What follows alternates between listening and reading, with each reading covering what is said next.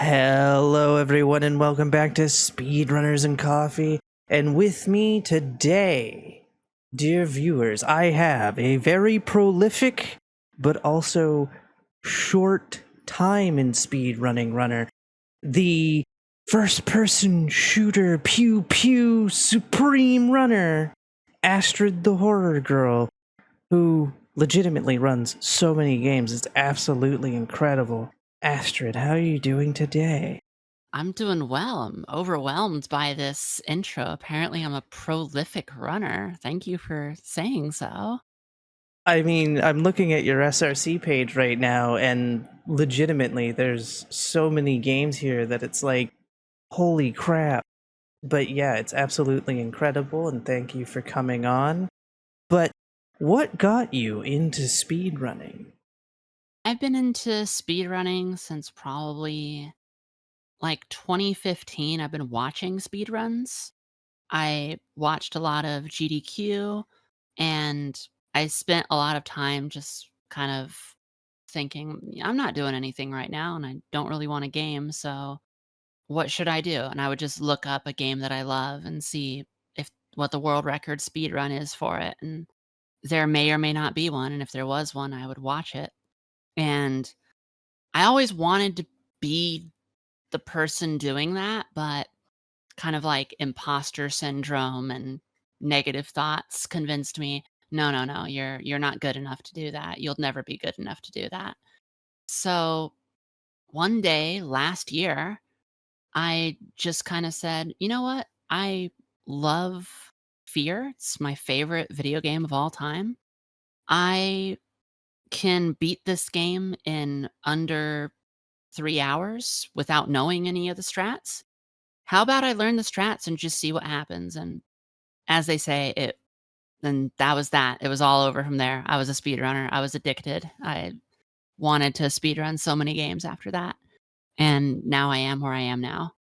Nice. And I can certainly relate to the imposter syndrome. Not so much with the imposter part, but with the negative thoughts, because as a runner with a physical disability, I was like, I could never do that. So I certainly know where you're coming from with that. But like I said in the intro, you're fantastic. You're very good at what you do. And again, you have so many runs in a short amount of time that it is pretty incredible. After all, there is Fear and Fear Extraction Point, which you currently hold the world record for. And Fear seems like a very hard game to do. And you kind of answered another question, which was what made you pick the game you started with, which was obviously Fear, and obviously it was because it was your favorite game. But did you have an initial goal with the run? Wanted to have a time that would place on the leaderboard originally. I just wanted to be like, "Can I do one that's not gonna be last place?" So I had a few that were before the one that's currently posted, where I'm 12th place for the glitchless run. I eventually worked myself there, and that's probably where I will stay for a while because I really love Fear, but mostly what I do in Fear are challenge runs. Recently, I beat the game without dying with one hand tied behind my back because I love doing weird stuff in that game. And that's always been kind of what fear's always been there for me. By the time I started speedrunning it, I had already beaten it over 100 times. So just being watching somebody do something else instead, I'm like, "Oh, I could probably do that." And it came kinda naturally to me. Nice. Have you looked into doing the glitched category at all? Yes, I am unsure if I will attempt the unrestricted any percent stuff because from what I've noticed with some games that I have done speedruns and used things like out of bounds and whatnot, I had to get very involved in the muscle memory of what it takes to do that. And it became this sort of second nature. Whenever I launched that game, I was prepared to do that. And I don't want Fear to necessarily become a game that every time I turn it on, I end up trying to do a very glitched run of it or doing out of bounds stuff every single time. I wanna be able to do all the other things, and I don't wanna forget all the things that I love about it, so I'm unsure if I will do it. Maybe one day, maybe not. I'm still thinking about it. That's completely fair. So, take me through your decision process when it comes to running a game. Obviously, your name suggests that you like a lot of horror games, but there's not a lot of classic RPGs, my apologies.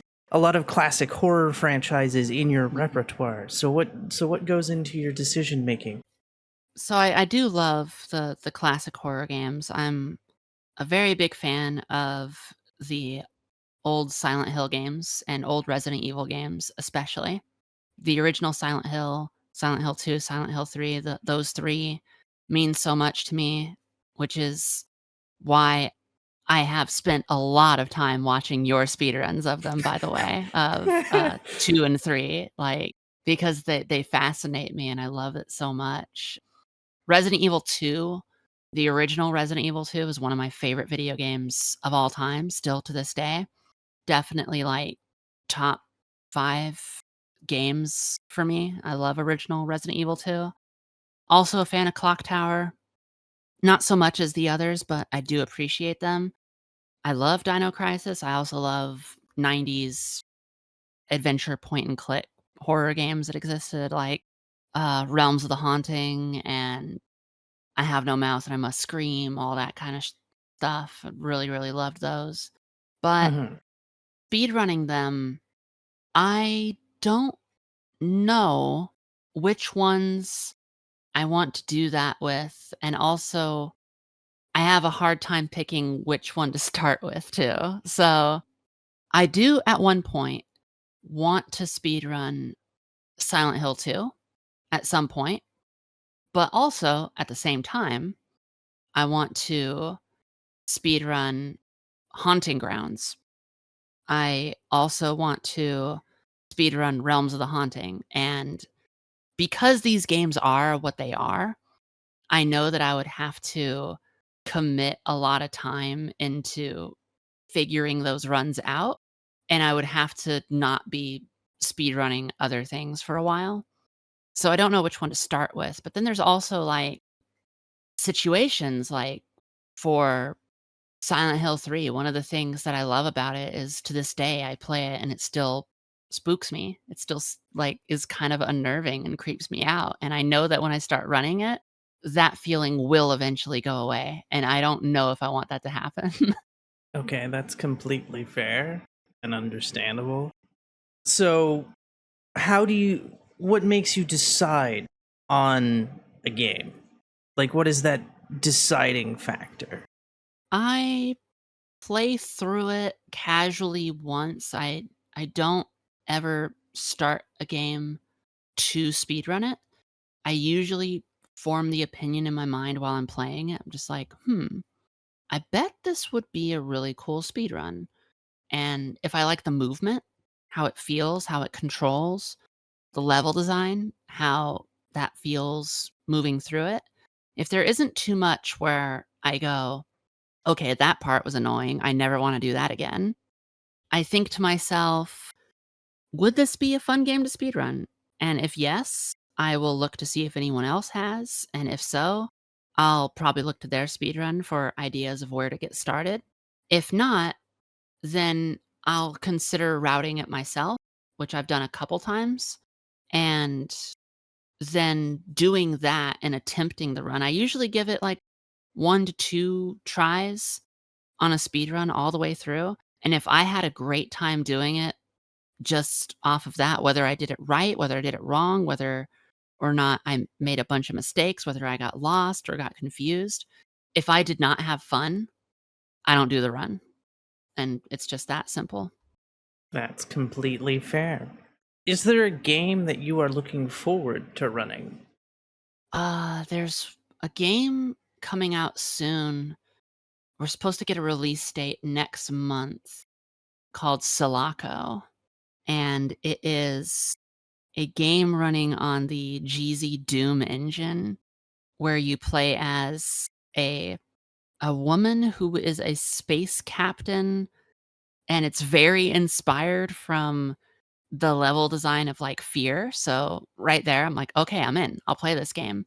But also the movement in it, in the demo, felt really fun. The level design was very reminiscent of Fear, so I think it'll be a fun run. I think when that comes out, of course, I'll play it casually, and I'm already sensing that it'll probably be a great speedrun game. Is there a game that you love but would never run? Oh, I feel like there's a few. I mentioned Silent Hill 3 earlier, but I still am on the fence of whether or not I would run it. But hmm, let me just think about games real quick. Oh, Alan Wake. It's one of my favorite games ever, but it does not seem like a fun speedrun. It looks pretty miserable. And Okay. by that, I mean, Alan Wake is not very a lot of the games that I tend to go towards for speedrunning either have a very satisfying level design or a very satisfying method of movement, like the just controls and stuff. And so, like survival horror, I typically love level design. Alan Wake, not so much because you're just in the woods and it's like find way out of the woods and don't die. And also, there's lots of narrative and cutscene, and the narrative is often you have to slow walk to talk to this person, and then you slow walk to be like, "Hey, by the way, can you grab this axe for me?" And you're like, "Sure." And then you do that. And in the game, it's narratively cool. In a speed run, I hate that. So, Alan Wake, I love that game, but it does not seem like a fun speed run. That's unfortunate. I've never seen an Alan Wake speedrun. I've never played the game. I no shame. But yeah, like I have the remaster because it was free through PlayStation Plus, but I've like never played it myself, so I know like nothing about it. I know that everyone's excited for 2, Oh, but I'm very excited for 2. I probably will not speed run that either. that is also fair. Yeah, it looks interesting, but I have never played it, never seen the speed run of it, so I cannot contribute to that conversation, unfortunately. Is there a skip that you wish was in a game that you run? Like, just, I wish that I could skip this part. Yeah, Why doesn't Condemned Criminal Origins have skippable cutscenes? because I it just was still mid 2005. It's mid 2000s gameplay where skippable cutscenes were still kind of becoming a thing, but not really a You're thing. right, but, couldn't somebody just go in and maybe patch that into the game? Uh, Perhaps. I just we'd appreciate it. Why wasn't Condemned to Bloodshot released on PC? Now there's another question for you. I feel like Sega's a little bit ashamed of that one. They released it with the expectation of third-person shooter money, like, they wanted Gears of War money from, like, that game, Mhm. and they also wanted multiplayer status in that game because it was, as you said, the mid-2000s. Competitive multiplayer was the thing that was being shoved into every game, and not only did it not make that kind of shooter money, people also didn't want the multiplayer experience, and a lot of the fans of Original Condemned felt kinda alienated by the decision, so I feel like Mhm. they don't feel like there's any money in it for them. That's Mhm. just my feel. I If they released it on PC, I'd probably play it, and I might speedrun it. Like, I like Condemned 1 much better than Condemned 2, in my opinion, but I do think it's a bummer that just some people have not played it and may never get the opportunity to. Yeah, it was also a weird decision that they only released Condemned 1 on Xbox. It was not released on PlayStation 3. But Condemned 2 was, and that I was like, "Ooh, cool." I have it on PC, but still it was like, "Where's the PlayStation version of Condemned 1, guys?" Mm, Sega is not known for their incredible game-making decisions, but, you know. I mean, you're not wrong there, especially in the mid like from like 2002 to like 2005, 7. Yeah. And it's funny that you bring up that Gears of War money because I feel like that's what Binary Domain was, Yeah. because that was literally just a Gears of War ripoff, and I was like, "Oh no, Mhm. Sega, what are you doing? Mhm. No." But yeah, it's Sega. You're great a lot of the times, but sometimes you make really dumb decisions. Given that this is a show called Speedrunners and Coffee, what is your favorite coffee? Well, you predicted this would happen, but I do not drink coffee. So, I will let you know that instead, if I am not just drinking water, which I always do to stay hydrated, I occasionally enjoy a beer or a wine. I like those. Okay. Interesting. Interesting. We went I was kind of expecting like hot chocolate or maybe a tea, but we went the complete opposite We direction. did. Very, very interesting. Do you have a go-to wine or a go-to beer? If I'm having a beer, I like to have a stout. My favorite is Guinness. Okay. I really like dark beers because they double as a dinner too. I am told they are very heavy. I am not a beer drinker. I am more of a vodka enjoyer. Ah. Um, than a beer drinker. There's something about beer that I'm just like, ugh, and I know exactly what it is. It's the hops because Mm. somebody gave me a tea that has hops in it. No alcohol, but it has hops, and I'm like, oh my god, this is disgusting as hell. Why is this a thing? Ugh, Mhm. this is so gross. So that's the thing that kills beer for me. If you're ever interested in, like, giving beer another shot, how do you feel about hot chocolate? I love hot chocolate. You might like stouts that are poured from, like a draft, and there's some that straight up taste like you're drinking, like, hot chocolate or s'mores or something like that. Like, Okay. might be something to consider. I'm not saying that you will like it, but if you if it's the hoppiness of a beer that is doing it, a smooth stout might be something that is appreciated.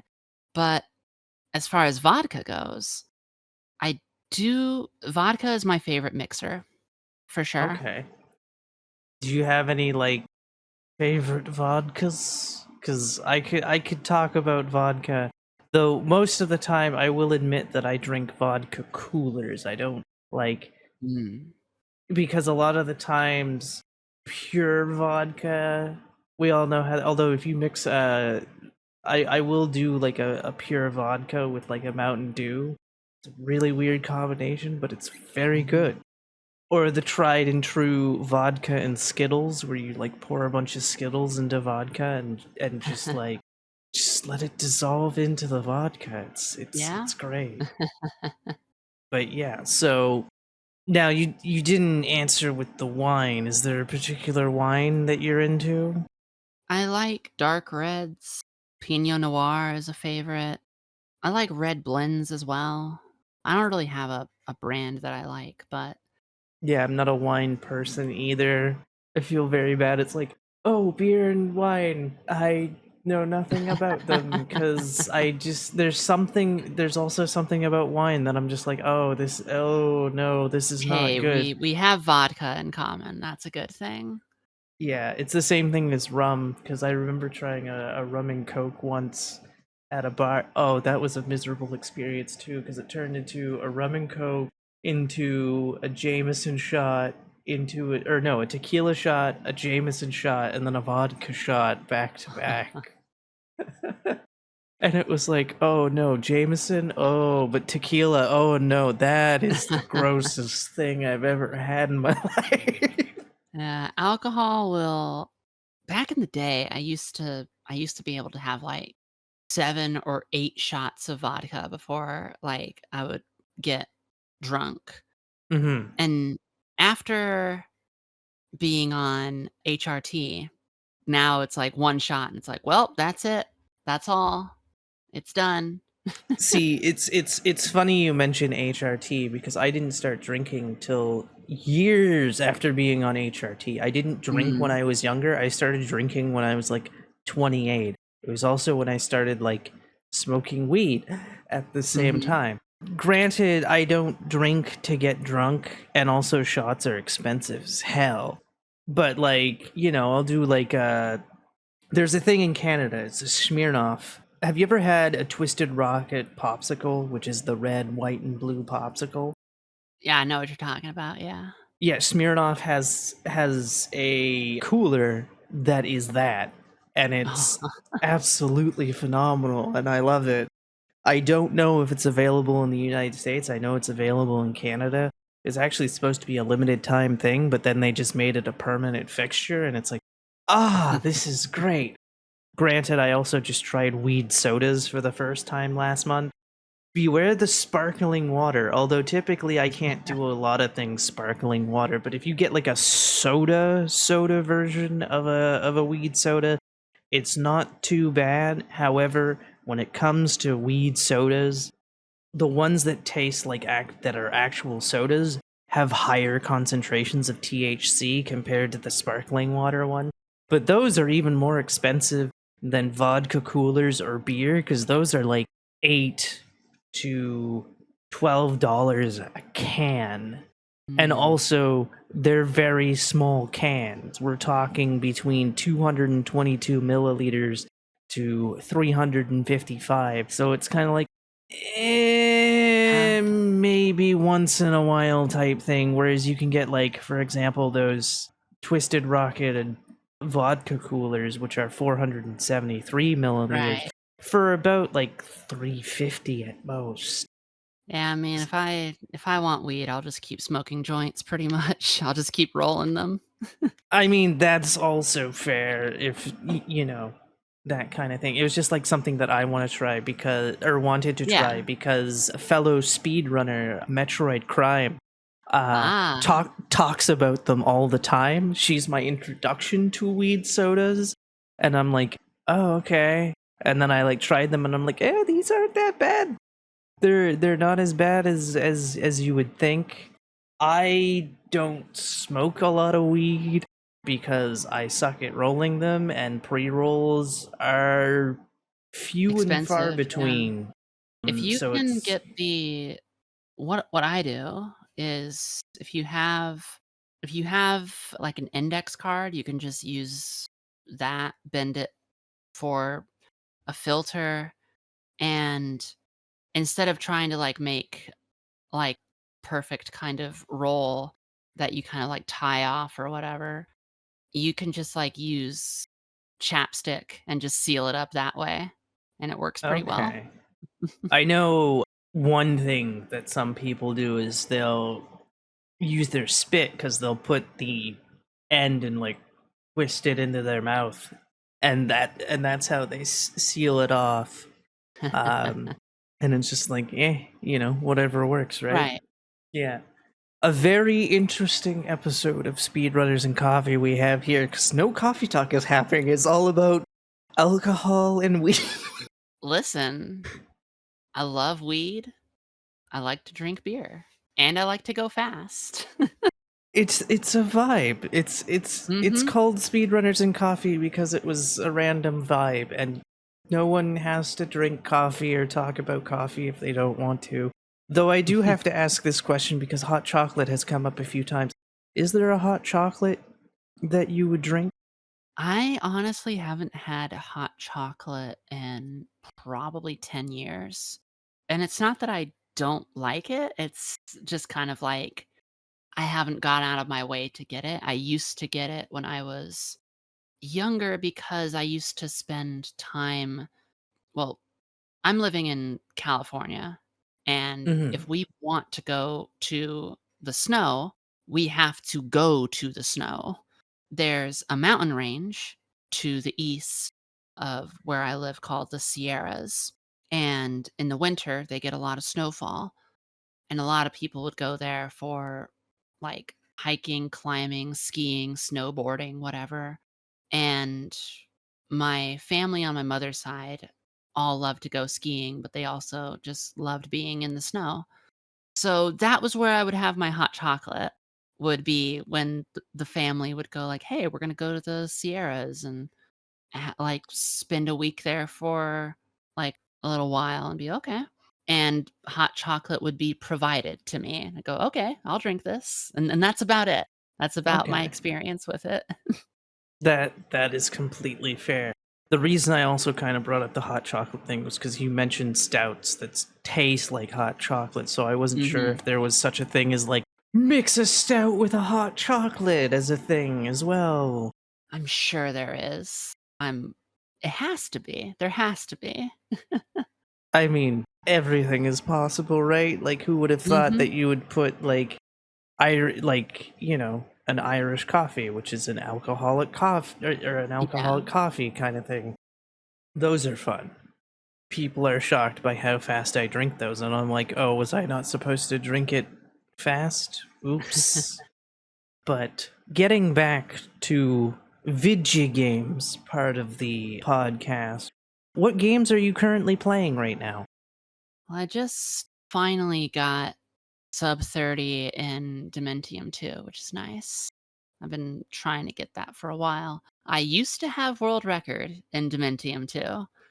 I invited a friend of mine who is the world record any percent holder for Fear and for Condemned. We've talked, we've hung out and stuff, and he was looking for a game to run, and I was like, "Hey, I'm gonna pick up Dementium 2." So we both played at the same time. I got world record, and he almost immediately got world record after, and his world record is like almost a perfect run. And I just kind of mouth agape, going, "How did you do that?" And since then, I've just been chasing sub 30, and I finally got it, and I'm like, "That's cool. I'll stick with that." I'm happy about it. Nice. Uh, So is this like a friendly rival that you have where you guys will speed run a lot of the same games and try to beat each other's times? no, but I he is a friend that I speedrun with, and he's really great. I do have a friendly rival, though, and that's NBZ. Ooh. NBZ is the reason that I am not first place in my Heaven Dust categories. Oh Um, no. we went back and forth for a while on Heaven Dust. I would get world record, then they would get world record like 2 days later, then I would get world record like 2 days later, and we went back and forth until I produced these runs that I was like, "These are unbeatable. These are amazing." And then MBZ beat them, and I just kinda went, "Fuck you," and didn't play the game for a while. But a lot came out of that too, because for a while, I didn't think that for New Game Plus glitchless, sub 20 was possible. And now whenever I run the game, if I get 20 minutes or over, it was a really bad run for me. Like, it's Mhm. gotten to that point. And then NBZ was just like, "I think the sub 19 might be possible." And I was like, "Nah, it isn't." And then their world record time is sub 19, and that's why I'm just like, "There's no way. There's no way. I can't believe you did that." And my any percent, my precious any percent, I was so upset. I thought I was gonna hold on to that for so long, and somehow I lost it to 2 different people, and I still run the game. I still play it all the time, but that back and forth is a lot of fun, and I'm sure that we will continue it in other games in the future. But definitely my friendly rival there through NBZ. Besides that, a game that I'm running currently is Trepang, which is kind of the spiritual successor to Fear, in a sense. Like, Fear 2, it's a good game, but it doesn't feel very much like the original Fear, and I do my best to pretend that Fear 3 doesn't exist. I've heard a Tr lot of bad things about Fear 3. Um, I do not want to just dogpile onto Fear 3, but I do not like that game. Trepang is kind of the game that I've been waiting for in terms of more Fear content. So, that was one of those instances of me playing it, and on the second level, I went, "Oh, I'm speedrunning this after I beat this game, 100%." And now I do. I'm 2nd place in the category that I do run it, and I do intend to run it in more categories eventually, but that's my most active speedrunning game right now. nice. If you could create a game from an entirely different genre and add it to your favorite series, what genre of game would you add? Huh, can you ask that again real quick? If you could create a game from an entirely different genre and add it to your favorite series, what genre of game would you add? Oh, hmm. First, let me think of what my favorite series is. Part of me wants to say that it's Fear because I love Fear. I love Fear Extraction Point. I enjoy Perseus Mandate. I enjoy Fear 2, but also Fear 3 really hurt me. Another favorite series is Resident Evil. Another favorite series is Silent Hill. Oh, let me hit you with this. Are you familiar with the video game known as Dead or Alive Extreme Beach Volleyball? Yes. So, I would like to submit to Capcom the concept of a game called Resident Good, where all of the Resident Evil characters go to the beach and play volleyball, and Okay. all of them are overly sexualized. Every last one of them. Whether it's the obvious ones like Claire and Jill, but also give me give me Billy, give me give me Mr. X, please give me Mr. X. Give me Lord Salazar. Just and have them all just do ridiculous abilities. I don't care if this game is balanced. I don't care if there's obvious characters that are better than others. I just want this game very badly. So, just extreme sports game, the Resident Evil characters. I don't need it to make sense in the narrative whatsoever, but I would play this all the time. All right. I am down for this concept. I do not know if Capcom would go for it, but then again, they tried to make a Dead by Daylight clone. They tried to Mhm. make whatever the hell Reverse is supposed to be. I don't even know what kind of game Reverse is supposed to be. Which is a Uh, shame because it kinda came at the cost of Resistance, which I actually liked Resident Evil Resistance, but it had its shortcomings, and unfortunately, they leaned into wanting it to be incredibly monetized, and they never fixed anything that was wrong with the game, but it could have been amazing. I loved the concept of it, and I enjoyed what I played. And then we mhm. got Reverse, and I was like, "What am I gonna do with this?" Find 7 friends to play with, or so, 'cause isn't it like a 7 player game or something? Like it's 7 players in a match, which is just such an odd number. Or Yeah, it's maybe it was weird. 8. Maybe it was 8 people. I don't know. I didn't play it myself. I tried to play Resistance, but that game was incredibly broken and also a bunch of cheaters and stuff. And I'm like, oh, you Mhm. can just cheat your way to level 45? Well, that sucks. Yeah, it could have been so good. The concept was there, and they just didn't care enough to do anything good with it. So, Capcom, if you're listening, Mhm. um, do something ridiculous like Dead or Alive Beach Volleyball Yeah, clone or something. absolutely. Or dare I say, Resident Evil basketball. Please, and just let Mr. X be broken. Let let Nemesis be broken. Just let it happen. It'll be fine. So, where do you see yourself in 5 years' time, speedrun wise? Don't really know. Hopefully, I I'm still finding new games to run. Hopefully, I'm still routing games, finding things in them. Hopefully, I've gotten better times on the ones that I already do run. I imagine that I have finally found the trigger in that one room to progress the game in Condemned, so I don't have to wait for 3 minutes for things to happen. Just in general, I hope to improve speedrunning and keep doing it and doing more games. Nice. What do you do to not burn yourself out of speedruns?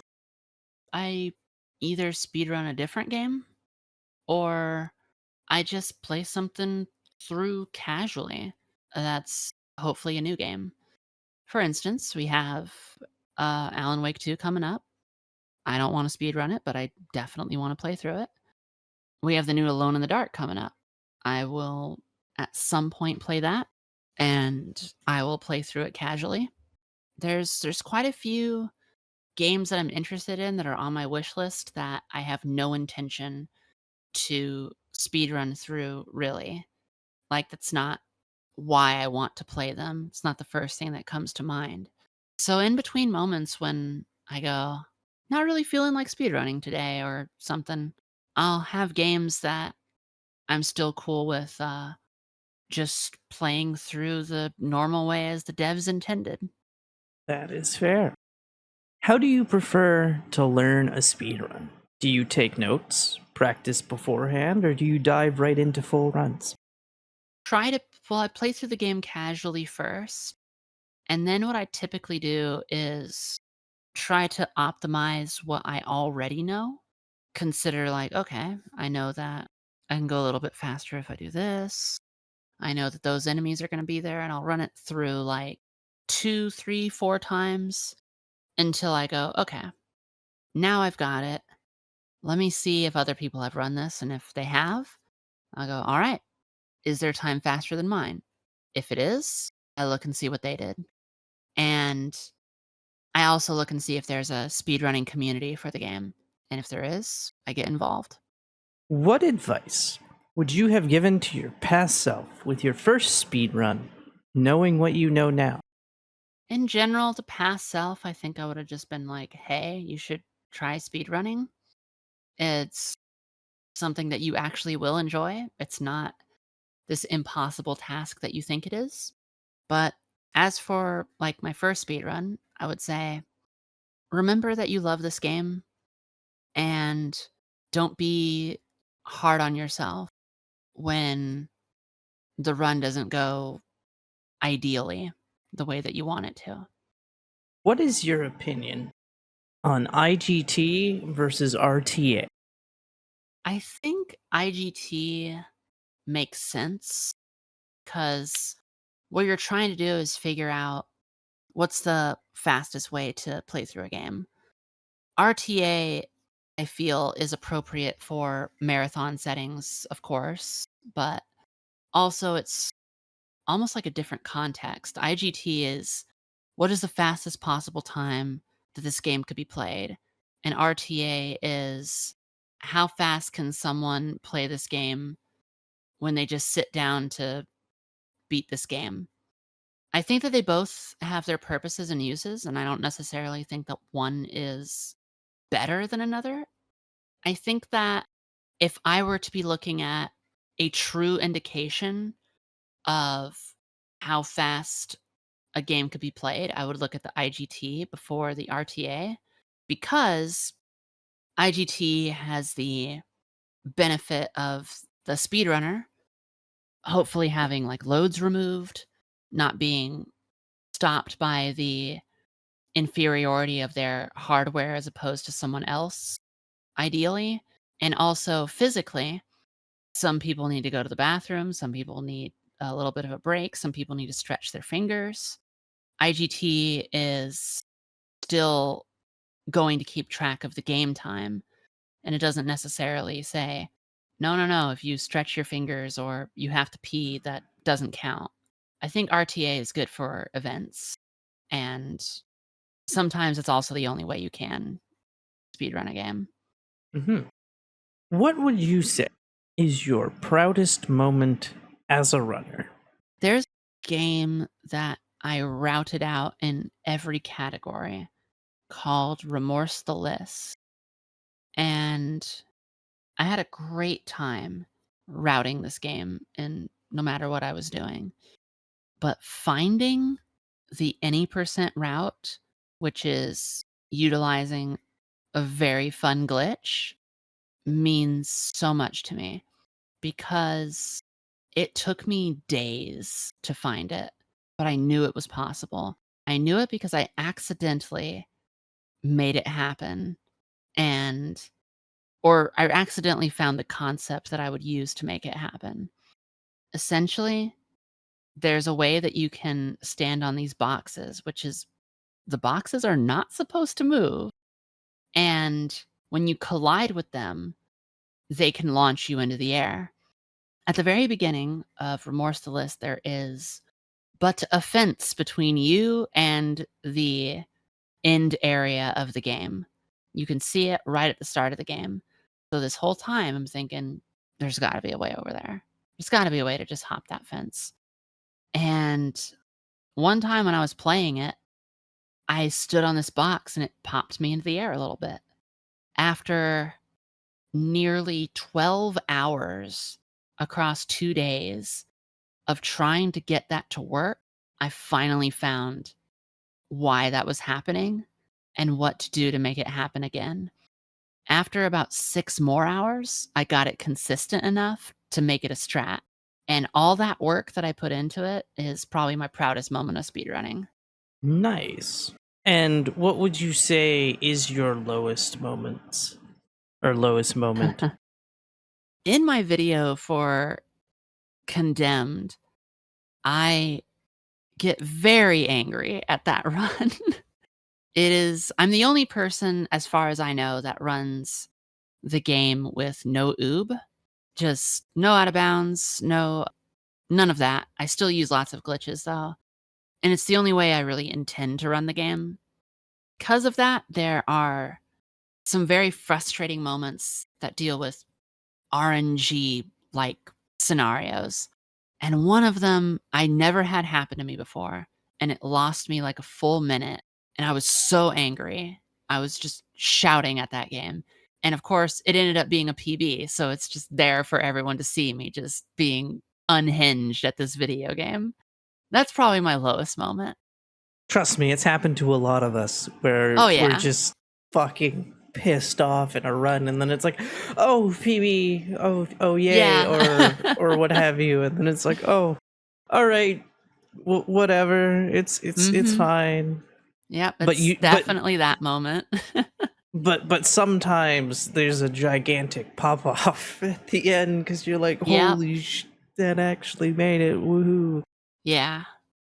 kind of thing. Do you have any event rituals? No, I'm used to kind of like doing events and not specifically with video games, but with other things. I'm used to it. So I get real excited and I sit down and I do it. And I don't really have too many specific things, which I'm a very ritualistic person. There's a lot of rituals that I do, but not with events or marathons or anything. Okay. And then the final question I have for you. Do you have any influences within the speedrun world? Hmm. Are you asking if I have influenced anyone or is there anyone who influences me? If anyone has influenced you? You influence me. Uh, Um, I as I said, I really enjoy watching your runs of Silent Hill 2, Silent Hill 3. Pretty much things that you run, I'm, like, hyper aware of them, and I'm just like, "What? Abby's running this." And I go over and see what's going on, and it's kind of like that, and I'm really excited to see, like, what you're gonna do with anything that you're gonna be speedrunning. Outside of you, people who have influenced me to run games, I have talked to them, I've spent time with them, and I've heard, like, things that they have had to say. Probably the exception of that, because like, I could name, like, Big Scared, Metroid Crime. I could talk about how Fina is really, really amazing, and Draga being the incredible runner that he is, and all these different people, NBZ, of course, but probably the only one that I haven't actually, like, talked to that really influences me is probably Ecdysis. Okay. Like, Ecdysis has said a lot of things in his runs that I'm just like, "Oh, wow, I never thought of it that way."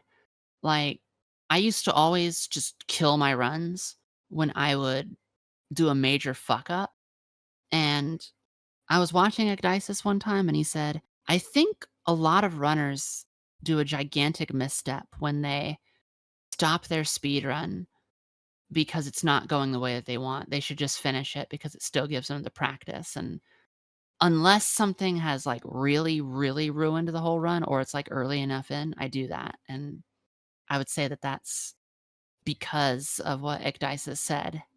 Okay, and that's very interesting.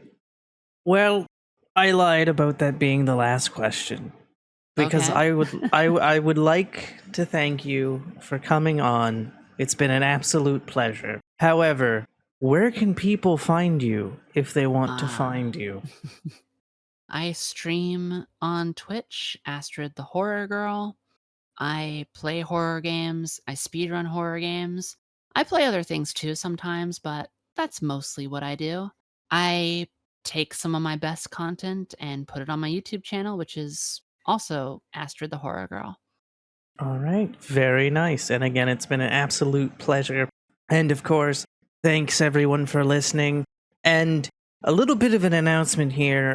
I've actually started a Ko-fi. If you would like to find it, it's Ko-fi at .com/Abby's Corner.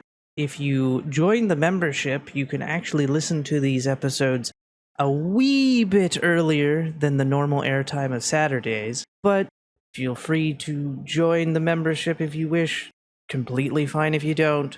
But see you all next Saturday, and thank you all very much. Bye bye.